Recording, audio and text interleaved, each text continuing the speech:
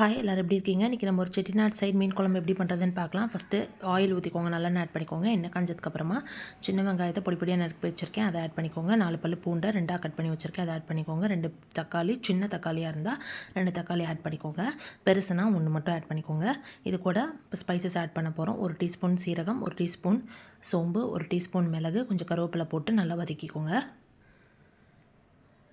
ஓரளவுக்கு நல்லா வதங்கினதுக்கப்புறமா இப்போ மசாலா பொடியெல்லாம் ஆட் பண்ணிக்கலாம். 1/4 டீஸ்பூன் மஞ்சத்தூள், 1 டீஸ்பூன் மிளகாய்த்தூள், 2 டீஸ்பூன் மல்லித்தூள் ஆட் பண்ணிவிட்டு நல்லா எண்ணெயில் வதக்கிக்கோங்க.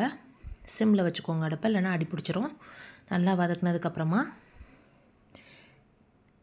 இதை நல்லா ஆற விட்டுட்டு மிக்ஸி ஜாரில் நல்லா பேஸ்ட் மாதிரி அரைச்சி எடுத்து வச்சுக்கோங்க. இப்போ இதே பேனில் கொஞ்சமாக நல்லெண்ணெய் ஆட் பண்ணிக்கோங்க.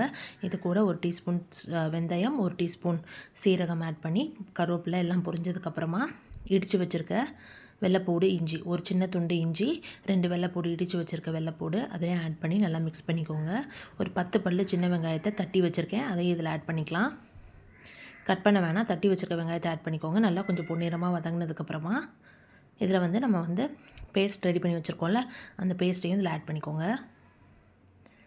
பேஸ்ட் ஆட் பண்ணிவிட்டு நல்லா மிக்ஸ் பண்ணி விட்டுக்கோங்க. எண்ணெயிலே கொஞ்சம் நேரம் அந்த மசாலா நல்லா வதங்கணும். கொஞ்சம் நேரம் நல்லா வதங்கினதுக்கப்புறம் இந்த குழம்புக்கு தேவையான அளவு சால்ட் ஆட் பண்ணிக்கோங்க.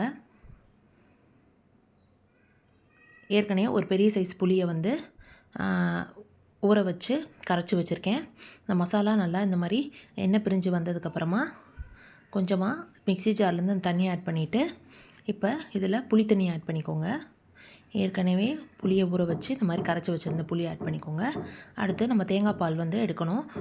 ஃபஸ்ட்டு தேங்காய் பால் 1 கப் தேங்காய் பால், பால் மட்டும் நல்லா கெட்டியான தேங்காய் பாலாக 1 கப் எடுத்து அதையும் இதில் ஆட் பண்ணிக்கோங்க. தேங்காய் பால் ஆட் பண்ணதுக்கப்புறமா நல்லா மிக்ஸ் பண்ணிவிட்டு உப்பு செக் பண்ணி பாருங்கள். உப்பு பத்தலைன்னா கொஞ்சம் உப்பு ஆட் பண்ணிக்கோங்க. எனக்கு உப்பு கரெக்டாக இருந்துச்சு, அதனால் நான் எதுவும் ஆட் பண்ணல. தேங்காய் பால் ஆட் பண்ணதுக்கப்புறமா லேசாக ஒரு கொதி வர்ற மாதிரி இருக்கிறப்ப மூடியை போட்டு ஒரு 10 நிமிஷம் விட்டுருங்க. இந்த மாதிரி நல்லா கொதித்து எண்ணெய் லைட்டாக பிரிஞ்சு வந்ததுக்கப்புறமா ஒரு பச்சை மிளகா கீராமல் ஆட் பண்ணிக்கோங்க. கீரி ஆட் பண்ணோம் அப்படின்னா காரம் அதிகமாயிரும். இப்போ நம்ம கழுவி வச்சுருக்க சங்கரா மீனை இதில் ஆட் பண்ணிக்கலாம். மீனை ஆட் பண்ணிவிட்டு க்ளோஸ் பண்ணி வச்சுருங்க. திருப்பி ஒரு 10 நிமிஷம் கொதிக்க விடுங்க. கொஞ்சமாக மல்லித்தலை போட்டு மூடி ஒரு 10 மினிட்ஸ் கொதிக்க விட்டிங்கன்னா மீன் குழம்பு ready. Chettinad style fish gravy ready. நீங்களும் ட்ரை பண்ணி பாருங்கள். நான் போடுற ரெசிபீஸ்லாம் பிடிச்சிருந்தா மறக்காமல் என் சேனல் சப்ஸ்கிரைப் பண்ணுங்கள். இதே வீடியோ நான் வீடியோலையும் கொடுத்துருக்குறேன். இந்த ஷார்ட்ஸ் வீடியோவை மறக்காமல் பாருங்கள். தேங்க்ஸ் ஃபார் வாட்சிங்.